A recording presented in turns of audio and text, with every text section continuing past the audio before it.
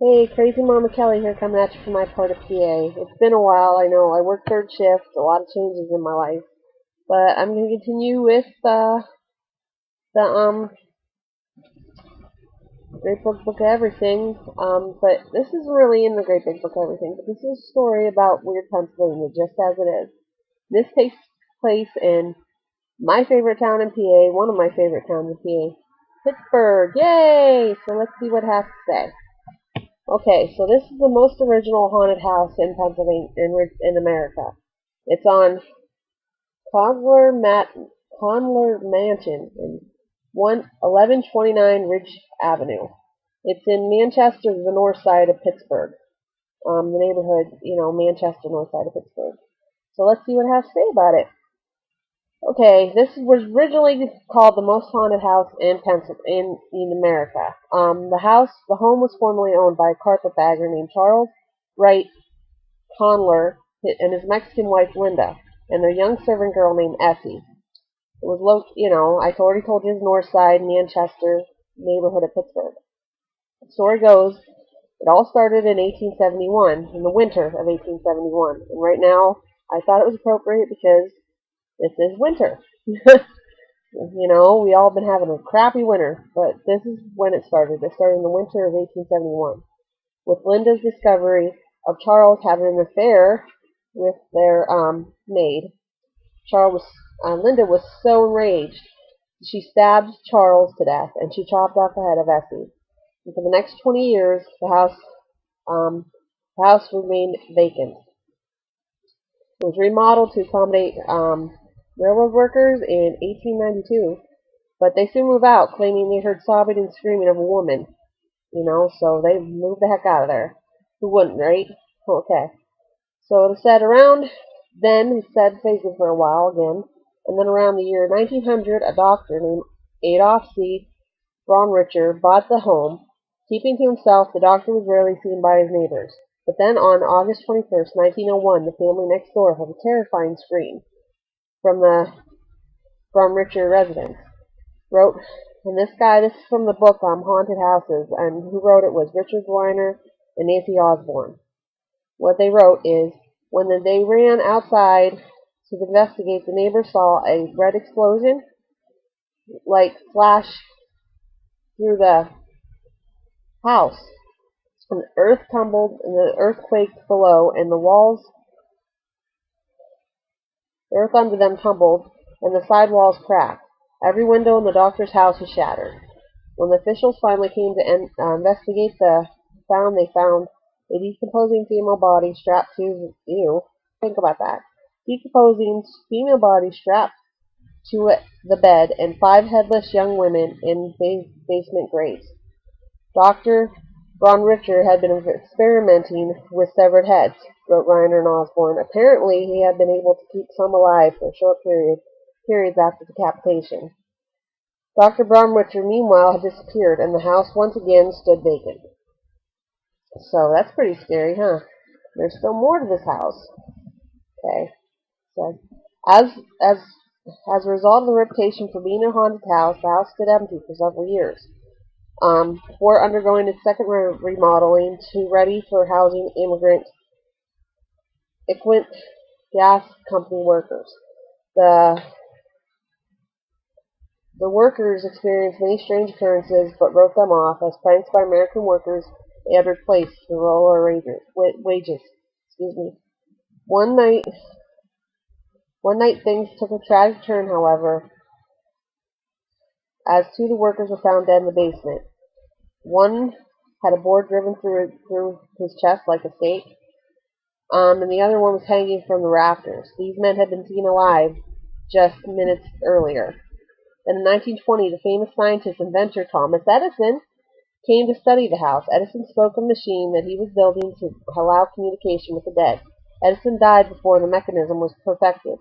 Weiner and Osborne wrote that the Thomas Edison visit to the house at 1129 Ridge Avenue apparently influenced a strong belief in the afterlife. And in September of 1927, a drunk was arrested who claimed to be Dr. Adolph Braunrichter. He told police gruesome stories of sex orgies, demonic possessions, torture, and murders that occurred in the house. The authorities could not determine if the man they had in custody was indeed Dr. Bromricher. The man was allegedly was released after a month and was never seen again. So it says the days numbered. This is you can Google this if you want. The days numbered for the haunted house, which everybody was convinced was evil. Nearby, on the site that is now the Carnegie Science Center, stood the largest natural gas storage facility in the world. On the morning of November 15th, 1927, the giant gas storage tank owned by the Equal Gas Company exploded with an awesome force which was felt across the county. The story of Old Allegheny City, compiled by workers of the Writers Program of Works and Projects Administration, described destruction as houses collapsed and chimneys tumbled, broken glass, twisted pieces of metal, and other debris rained on the heads of dazed and shaken residents who had rushed into the streets from their wrecked homes, believing that an earthquake had visited the city. The force was so strong it reportedly blew out windows throughout downtown Mount Washington and as far away as East Liberty. Dozens of manufacturing plants and hundreds of homes were damaged or destroyed in 20 minutes, a 20-mile radius. The most haunted house in America, which now stood in the present-day site of the Route 65 1279 interchange, was obliterated in the explosion. According to Weiner and Osborne, it was the only structure destroyed in the blast for which no trace was ever found. So that's pretty interesting. And it says the ghost, and it says above ghost story is just most likely a story. So, partial truth, but the majority appears to be fictional in nature. So there you go.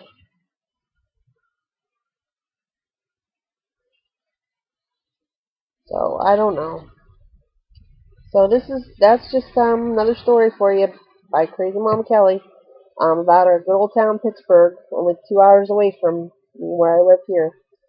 If you stay tuned, I'm gonna still try to do these stories on